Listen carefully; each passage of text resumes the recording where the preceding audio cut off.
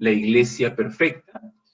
Yo he tenido la oportunidad de viajar dentro del Perú, pero no solo dentro del Perú, sino también a otros países. He conocido varias iglesias, bellas congregaciones con genuinos hijos de Dios. Siempre es reconfortante saber que en muchos lugares del mundo tenemos una familia que nos ama y nos acoge, que es la familia de Dios en Cristo Jesús. Sin embargo, es obvio que no hay ninguna iglesia que sea perfecta, no hay ninguna iglesia que no tenga gente divisiva, gente difícil, no hay iglesia que no tenga problemas, no hay iglesia que sea santa, absolutamente, y la razón es muy sencilla, está compuesta de pecadores, todas las congregaciones, y en ese sentido, no solamente personas individuales, sino también iglesias enteras tienen que decir, junto con Pablo, no hemos llegado aún, ¿recuerdan? Corremos la carrera, pero todavía no hemos alcanzado la madurez completa y perfecta.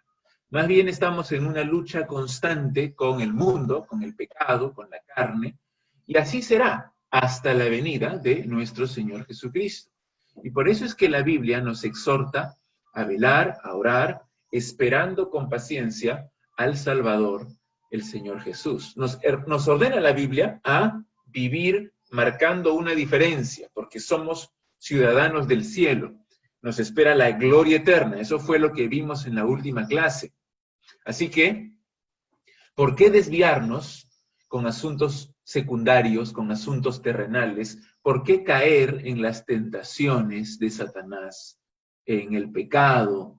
¿Por qué ceder ante nuestra propia carne? ¿Por qué dar rienda suelta a la ira, al egoísmo, a la lujuria?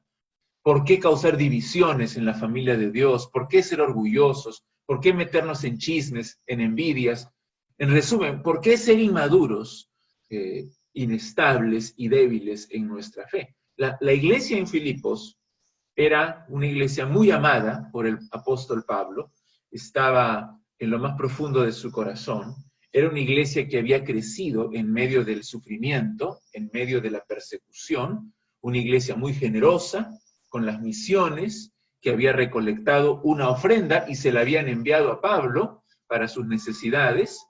Era una iglesia que continuaba madurando en santidad, en amor, los unos con los otros, una iglesia que creía la doctrina correcta, pero no era perfecta.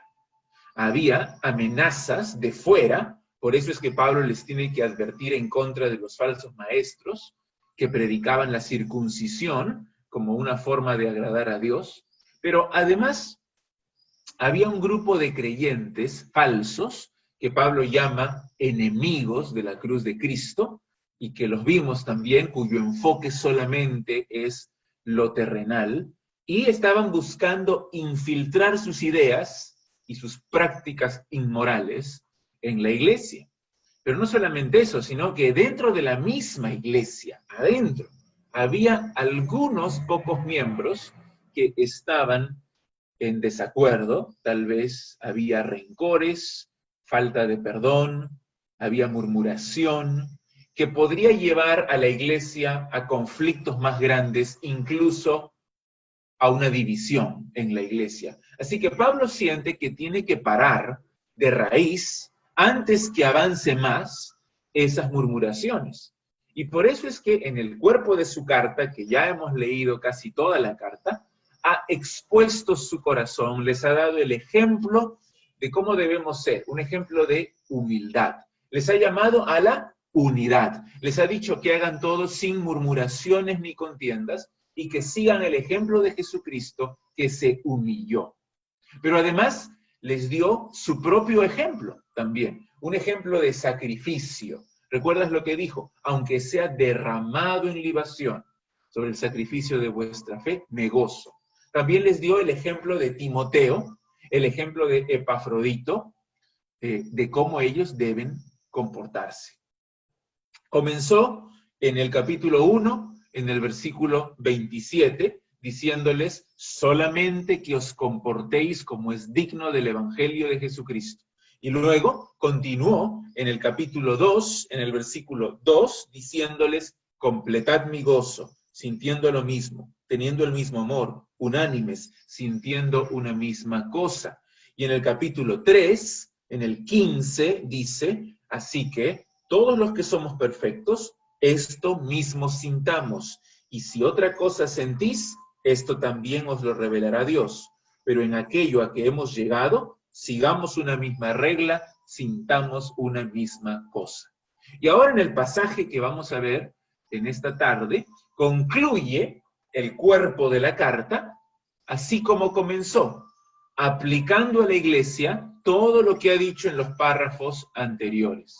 La preocupación de Pablo no ha cambiado, quiere que continúen creciendo en madurez y en unidad, aún en medio de toda la oposición que quiere destruir a la iglesia.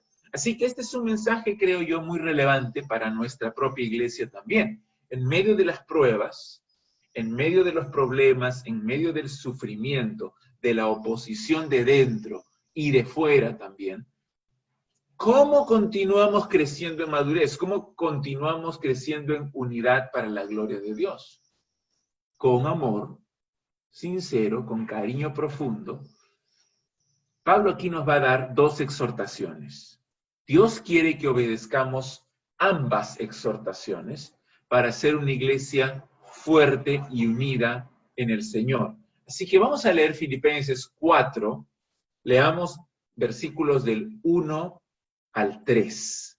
Filipenses 4, del 1 al 3. Dice así: así que, hermanos míos, amados y deseados, gozo y corona mía, estad así firmes en el Señor, amados. Ruego a Evodia y a Síntique que sean de un mismo sentir en el Señor. Asimismo te ruego también a ti, compañero fiel, que ayudes a estas que combatieron juntamente conmigo en el Evangelio, con Clemente también, y los demás colaboradores míos, cuyos nombres están en el libro de la vida. Ahora, no me vayan a malinterpretar, porque la iglesia en Filipos era una iglesia saludable en su doctrina, en su práctica. Sin embargo, necesitaban seguir perseverando, obedeciendo, para ser hijos de Dios sin mancha en medio de una generación maligna y perversa. Para llegar a la madurez, para llegar a la semejanza de Cristo, para seguir avanzando en la carrera, para vivir como ciudadanos del cielo, para tener una conducta digna del Evangelio, que han sido todas las exhortaciones que hemos visto en esta carta. Ellos necesitaban seguir adelante obedeciendo a Dios.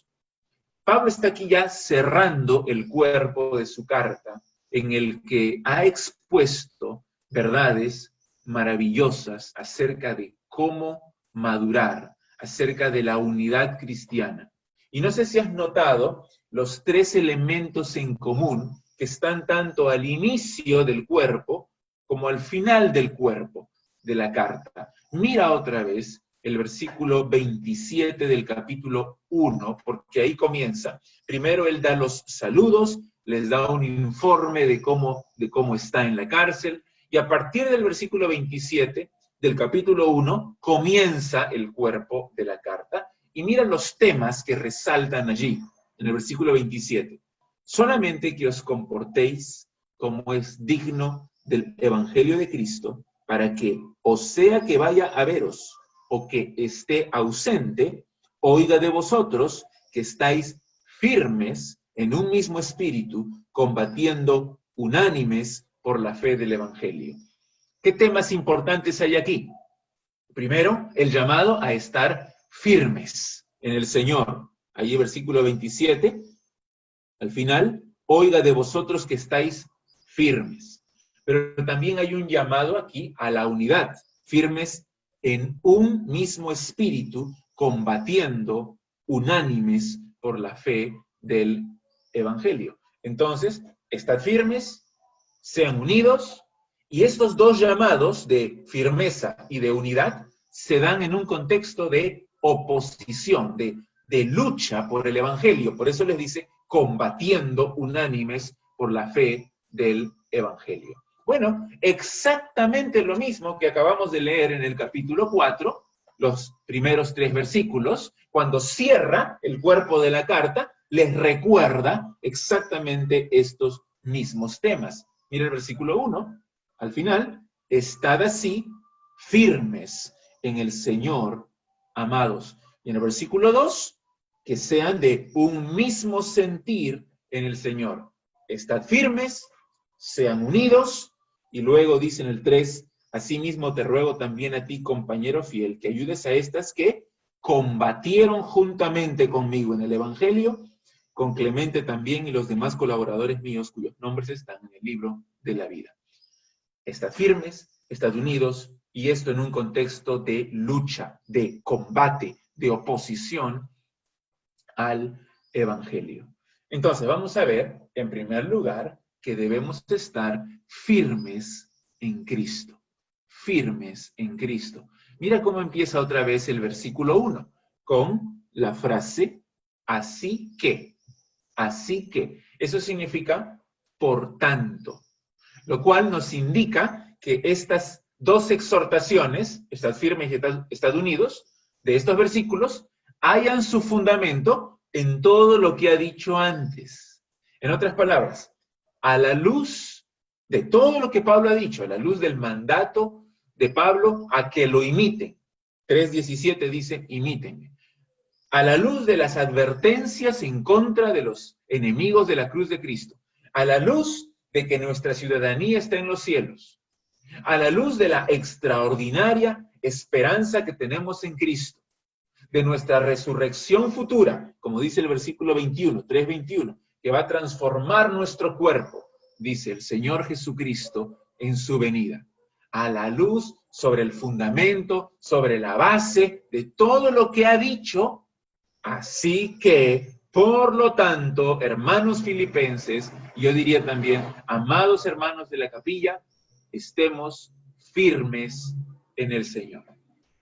Pero retrocedamos un poquito, porque antes de darles esta exhortación, estad firmes, que está al final del versículo 1, Pablo les expresa su amor con 5 expresiones de cariño sincero por ellos. Creo que no hay palabras más afectuosas en todas las cartas de Pablo. Este es un lenguaje muy personal, muy íntimo, muy cercano. Esto no es un sentimiento fingido. Esto es algo real. Este es su corazón frente a ellos. Primero les dice, así que, hermanos míos. Ya los ha llamado varias veces así en la carta y se refiere a que son una familia, la familia de Dios. Hay intimidad, hay confianza. Tenemos el mismo Padre que es Dios. Todos los que hemos creído en el Señor Jesucristo hemos sido adoptados como hijos de Dios y somos hermanos, hermanos míos. Y luego les dice, amados, amados. Los filipenses son el objeto del amor de Pablo. Entonces, amados por mí, dice él. Pero no solamente son amados por Pablo, sino que es posible que también el apóstol se esté refiriendo a su condición de hijos amados de Dios. ¿No? ¿Ves la misma palabra al final del versículo? Versículo 1, al final, la última palabra se repite, amados. Ustedes son hermanos porque pertenecemos a la misma familia y son amados por Dios y por mí. Y también el tercer título es deseados. ¿Qué significa deseados? Es que Pablo desea volver a verlos, desea estar nuevamente con ellos, siente verdadero sufrimiento, verdadero dolor al estar separado de ellos en ese momento. Así que les llama deseados porque anhela verlos y estar otra vez con ellos físicamente. Y luego también les dice, deseados, gozo y corona mía. Gozo, son mi gozo. Producen gozo en su corazón. Pero no solamente ahora, en el presente, sino especialmente en el futuro, cuando juntos estén delante de Cristo. Mi gozo es ver su salvación completa, dice Pablo. Es verlos completamente maduros a la semejanza de Cristo en el día final. No hay mayor gozo para un pastor que sus hijos anden en los caminos de Dios y que se presenten como seres humanos completos, maduros en Cristo, en la segunda venida. Pero no solo son su gozo, sino finalmente, en quinto lugar, también les llama corona mía. Y cuando les dice a ellos que son su corona, otra vez se traslada al día final en que los filipenses serán la corona que confirma su ministerio aquí en la tierra. El fruto de su labor en Cristo. Es el mismo uso que Pablo le da en Primera de Tesalonicenses. Capítulo 2, observa allí, Primera de Tesalonicenses 2:19, porque ¿cuál es nuestra esperanza? O gozo, o corona de que me gloríe. ¿No lo sois vosotros delante de nuestro Señor Jesucristo en su venida? Entonces, bañada de afecto, de amor, de cariño sincero, de amor profundo por ellos, genuino, Pablo les da esta exhortación. Como los amo tanto, hermanos míos, estad firmes en el Señor. Ahora, quiero que notes una palabra pequeñita, pero muy importante, en esta exhortación. Dice allí, estad así firmes en el Señor. ¿Ves el así? ¿Cómo así? ¿A qué se refiere? Así como lo anterior que ha dicho. Deben estar firmes, así como ciudadanos del cielo que esperan el pronto regreso de su Señor, que es lo que dicen los versículos anteriores. Deben estar firmes, así como les he dicho en capítulo 1, versículo 27, con una conducta digna del Evangelio de Jesucristo. Entonces hay que recordar que ellos están en una ciudad que es hostil a la fe cristiana.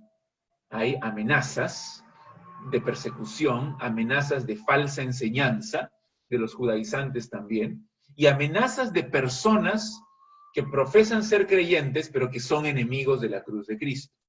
En ese contexto de tanta oposición, de tanto sufrimiento, Pablo les dice, por favor, hermanos, estén firmes, no se desanimen, no decaigan. Yo sé, hay muchos que buscan desviarlos, buscan desestabilizarlos, buscan engañarlos, atraparlos, pero aquí Pablo les ordena, con un término militar, la única forma de mantenerse es estando firmes en el Señor.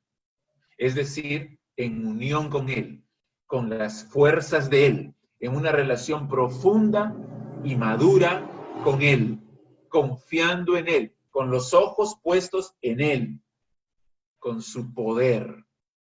Así que esa es la primera exhortación.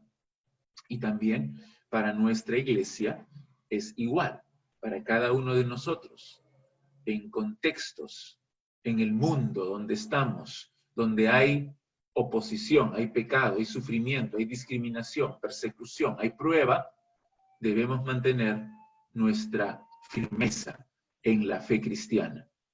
Y en segundo lugar, les dice también que estén unidos en Cristo. Entonces, después de mostrarles su amor profundo y de decirles que permanezcan seguros, sólidos, firmes en su relación con Cristo, Pablo hace un llamado final a la unidad.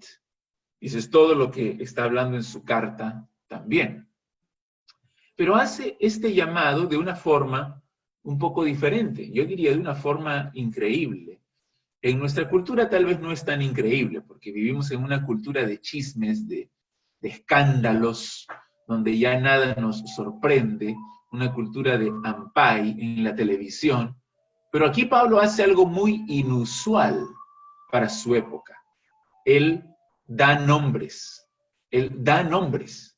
Menciona a dos mujeres por su nombre, Evodia y Síntique, porque considera necesario llamarles la atención de forma pública. Mira el versículo 2. Ruego a Evodia y a Síntique, y esta carta tenía que leerse públicamente a toda la iglesia, y me las imagino a ellas dos ahí sentadas en la banca, escuchando la carta, y de repente llegando a este versículo, escuchando sus nombres, ruego a Evodia y a Síntique que sean de un mismo sentir en el Señor. ¿Qué es lo que había pasado? ¿Por qué les llama la atención? ¿Quiénes son estas mujeres? Que solamente aquí se las menciona en toda la Biblia. ¿Es una confrontación a mujeres que están en rebeldía o es una reprensión pastoral a hermanas queridas que estaban en desacuerdo? Bueno, no sabemos, es difícil reconstruir la situación, no sabemos qué había pasado, la Biblia no nos dice nada al respecto, pero esto es lo que sí sabemos. El nombre Evodia, en griego, significa éxito, prosperidad. Y el nombre Síntique significa suerte o fortuna. Entonces, definitivamente, los papás de ambas querían que a sus hijas les fuera bien en la vida. A una le pusieron éxito, a la otra le pusieron fortuna. Por esos nombres entendemos que estas dos mujeres tenían un trasfondo pagano, idólatra. Así que seguramente se habían convertido al cristianismo por la predicación de Pablo y luego se habían hecho sus colaboradoras porque dice en el versículo 3 que ellas combatieron juntamente conmigo en el Evangelio. A ambas que son cristianas, que son servidoras de Dios, servidoras de la iglesia, que han sido colaboradoras de Pablo, a ambas les ruega, y aquí él usa la palabra paracaleo, que significa les exhorto, les animo, apelo a su corazón, a que sean de un mismo sentir en el Señor. Y además, repite el verbo, por lo que una traducción literal sería algo así. Exhorto a Evodia y exhorto a Síntique. Claro, aquí en la traducción solamente se menciona una vez, en el versículo 2, ruego, pero está dos veces la palabra en el griego, lo cual significa que Pablo no está tomando partido por ninguna de las dos. A ambas les está exhortando. Y el llamado es el mismo que está en el capítulo 2, en el versículo 2, cuando él dice, completad mi gozo, sintiendo lo mismo, teniendo el mismo amor, unánimes, sintiendo una misma cosa. Dado que Pablo ya lo ha dicho antes, y que ahora de forma específica nombra a estas dos mujeres, parece ser que ellas son dos personajes importantes en la iglesia. Y son personajes importantes en algunos de los desacuerdos, algunos de los conflictos, de las rencillas que estaban ocurriendo en la iglesia y que podían dividir a la iglesia. No estaban demostrando humildad, estaban mostrando egoísmo. Y Pablo tiene que decirles públicamente, ya, dejen sus diferencias, reconcíliense y tengan la misma mente. Y nuevamente esa palabrita clave en toda la carta es la palabra froneo, que se traduce varias veces como sentir, pero que nosotros hemos dicho que no es solamente una emoción, sino también es una mentalidad. Aquí les dice que sean de un mismo sentir, de un mismo pensar, de una misma mente en el Señor. Y a mí esto me indica que esto no es tanto un conflicto de personalidades, no es tanto un conflicto de carácter, sino más bien un desacuerdo en cuanto a la forma de vivir el cristianismo, o tal vez en cuanto a la forma de hacer el ministerio. O sea, esto no es una cuestión puramente o meramente personal, sino que está afectando a la iglesia, especialmente si estas mujeres son líderes, son mujeres prominentes en la iglesia, como parece que así es. Les dice que tengan el mismo enfoque en su pensamiento, en su conducta, que la meta de ambas no sean sus propios intereses, sino el Señor Jesucristo. Porque la persona que tiene una relación madura con el Señor Jesucristo no es divisiva, no es rencorosa, no es contenciosa, ¿no es así? No es una persona que siempre está creando conflictos y problemas, sino que desea vivir en armonía con sus hermanos. Y eso es lo que significa que sean de un mismo sentir en el Señor.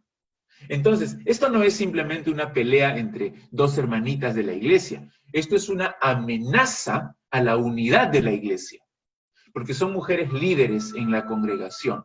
Algunos han llegado al extremo de decir que eran pastoras, pero eso iría totalmente en contra de la enseñanza del propio apóstol Pablo, que prohíbe claramente a las mujeres ejercer autoridad pastoral en la iglesia. Estos no son pastoras, pero lo cierto es que con su conducta no están mostrando sumisión, no están mostrando humildad, más bien están mostrando egoísmo y orgullo. El versículo 3 es uno de los versículos más enigmáticos de los que escribió Pablo, básicamente por la mención aquí de alguien a quien él llama compañero fiel. Dice ahí, asimismo te ruego también a ti, compañero fiel. Este compañero fiel debía ayudar a Evodia y a Síntique a reconciliarse. ¿Quién es este compañero fiel? Bueno, se han dado innumerables opciones. Por ejemplo, algunos piensan que se refiere a Timoteo, pero Timoteo todavía no estaba en Filipos, Timoteo estaba con Pablo. Otros creen que se refiere a Epafrodito, porque él tenía que llevar la carta y leerla. Entonces, cuando él está leyendo la carta, él diría, asimismo te ruego también a ti, compañero fiel, a mí se señalaría él mismo. No creo. Otros hablan de Silas, que era otro colaborador de Pablo en la fundación de la iglesia en Filipos. Si ustedes leen en el libro de Hechos, los que llegaron a Filipos fueron Pablo, Timoteo, Silas y Lucas. Clemente de Alejandría, por ejemplo, uno de los padres de la iglesia, él dijo que Pablo estaba hablando a su propia esposa, a la esposa de Pablo. ¿Y quién era esa mujer? Lidia, la que se convirtió en Filipos, en un lenguaje clave que solamente ellos conocían. Y hay muchas opciones, algunas muy descabelladas. Algunos piensan que se refiere al esposo de alguna de esas mujeres. Algunos dicen que está hablando del pastor de la iglesia. Algunos piensan que es una metáfora para referirse a toda la iglesia. Entonces, cuando dice compañero fiel, se está dirigiendo a todos los hermanos. Otros que está hablándole al Espíritu Santo.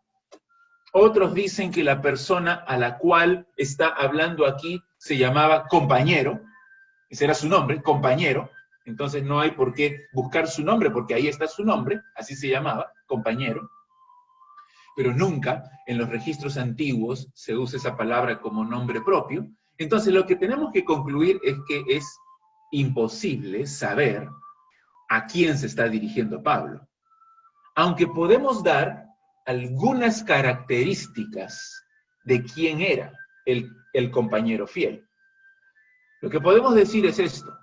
En primer lugar, era compañero de Pablo. Era colaborador suyo en la obra del ministerio. Por lo tanto, era poco probable que sea un hombre de Filipos, sino alguien que había sido compañero de Pablo en sus viajes misioneros. Para dirigirse a él, Pablo usa una palabra diferente. No dice paracaleo, como les dice a las mujeres, es decir, te exhorto, le dice así a las mujeres, pero a este compañero fiel le dice eroto. Eroto se traduce muy bien como te pido por favor. Y eso es lo que significa el versículo 3. Asimismo, te pido por favor, también a ti, compañero fiel. Al parecer, esta es una persona con la cual Pablo tiene mucha confianza. Es una persona de autoridad, a la que Evodia y Síntique debían someterse. Así que también era alguien importante en la iglesia. Y no era cualquier colaborador, sino alguien muy cercano a él, porque le llama fiel, compañero fiel. Esta palabrita fiel se utiliza en la Biblia solamente para referirse a Timoteo y a Tito. Ahora, por todas estas razones, a mí me parece muy probable que se refiera al pastor de la iglesia en Filipos y más específicamente, probablemente, a Lucas. Esa es la posición de varios, aunque es imposible estar seguro. Una evidencia sería el relato en Hechos 16:11. Fíjense solamente un momento ahí. Hechos 16:11 dice, zarpando pues de Troas, vinimos, primera persona plural, es decir, el autor se está incluyendo, Lucas se está incluyendo. Vinimos con rumbo directo a Samotracia y al día siguiente a Neápolis y de allí a Filipos, que es la primera ciudad de la provincia de Macedonia y una colonia, y estuvimos en aquella ciudad algunos días. Entonces Lucas se incluye en el viaje a Filipos. Pero luego, cuando Pablo y Silas se van de la ciudad, se refiere a ellos en tercera persona. Mira, en el versículo 40, Hechos 16:40. Entonces, saliendo de la cárcel, entraron en casa de Lidia y habiendo visto a los hermanos, los consolaron y se fueron. Algunos piensan que llegan con Lucas a Filipos, pero luego los que se van son Pablo y Silas, y Lucas se queda en la ciudad. Pasan 4 años y medio, y Pablo, en su tercer viaje misionero, otra vez llega a la provincia de Macedonia y se encuentra con varios de sus colaboradores. Ahí en Hechos 20:4 dice, y le acompañaron hasta Asia, Sópater de Berea, Aristarco y Segundo de Tesalónica, Gallo de Derbe y Timoteo, y de Asia, Tíquico y Trófimo. Estos, habiéndose adelantado, nos esperaron en Troas. Otra vez empieza la primera persona en plural. Entonces, lo que esto significa es que ellos esperan a Lucas y a otros que zarpan de Filipos para encontrarse con estos otros colaboradores. Al parecer, durante todos estos años, Lucas ha estado en Filipos como encargado, como pastor de la iglesia allí. Y poco tiempo después se encarcelan a Pablo, lo llevan a Roma, y es muy posible que en ese tiempo Lucas haya regresado a Filipos. Bueno, al final todo esto es especulación, aunque con cierta base. Sea Lucas o no sea Lucas, es muy posible que Pablo aquí esté dirigiéndose a uno de los pastores de Filipos, posiblemente el pastor principal, y tal vez esa es una razón más por qué, a diferencia de otras cartas, solo en esta carta menciona a los pastores y diáconos en el capítulo 1, en el versículo 1. El pastor, este pastor, es quien debía ayudar a las hermanas a vivir en armonía en el Señor. Y a mí me parece muy reveladora, muy persuasiva la forma en que habla de ellas, porque Pablo dice, estas combatieron juntamente conmigo en el Evangelio, o sea, en el avance del Evangelio. Pablo les está diciendo, en otras palabras, miren hermanas, ustedes han peleado conmigo, no lo van a echar a perder ahora. Ahora que ya pasó tanto tiempo, no lo van a malograr. Tienen que seguir trabajando juntas en la madurez de la iglesia. Y en un paréntesis, Pablo recuerda aquí a Clemente y a los demás colaboradores míos, como lo menciona ahí en el versículo 3. Ellos también lucharon al inicio de la obra en Filipos. Pero la razón última para mantener la unidad y la madurez y seguir trabajando juntos en el Evangelio es que los nombres de todos ellos están escritos en el libro de la vida. Mira cómo lo dice.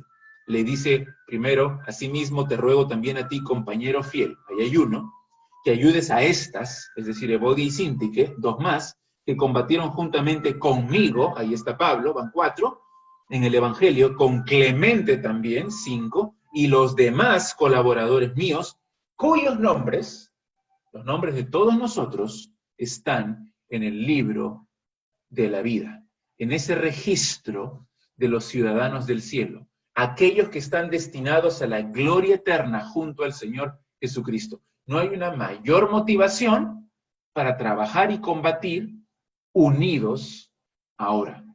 Déjense de niñerías, déjense de pequeñas disputas, déjense de tontos rencores. Nuestros nombres están escritos en el libro de la vida.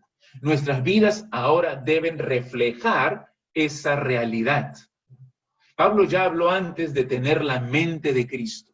Y allí les dice varias veces que el ingrediente esencial para mantener la unidad es la humildad de Cristo. Considerar a los demás como superiores a mí mismo, no mirando solo por lo mío, sino por los intereses de los demás también.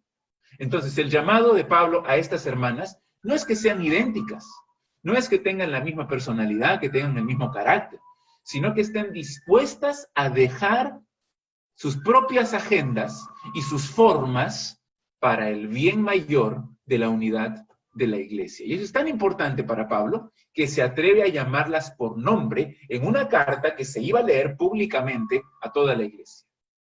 Esta unidad solo se puede construir sobre el Señor. Por eso es que les dice que estén unidas en el Señor. En otras palabras, es una unidad que se puede lograr solo con hermanos que están en Cristo.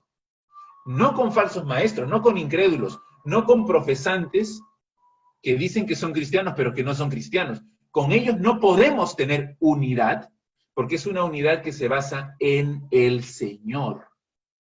Pero además les anima con la perspectiva correcta. Les dice, miren, somos ciudadanos del cielo, nuestros nombres están escritos en el libro de la vida en el cielo, así que para ser una iglesia espiritualmente madura, sólida, unida, estemos firmes en Cristo, unidos en Cristo, y solo con esta base podemos cumplir con el siguiente mandamiento que vamos a ver en la siguiente lección, que está en el versículo 4, regocijaos en el Señor. ¿Cómo gozarnos? Solamente si estamos firmes y si estamos unidos. Buscamos la solución a nuestros problemas y buscamos el gozo de la vida en todos los sitios equivocados. En la psicología, en el dinero, en la fama, en el reconocimiento, en el entretenimiento. Y después nos quejamos que estamos mal. Cuando lo que debemos hacer es leer la Biblia, estudiarla y obedecerla para madurar, crecer a la semejanza de Cristo y así estar firmes y unidos en el Señor. Una vez que estemos firmes y unidos en el Señor, podremos seguir avanzando y creciendo para su gloria y gozarnos realmente en Él. Bien, hermanos,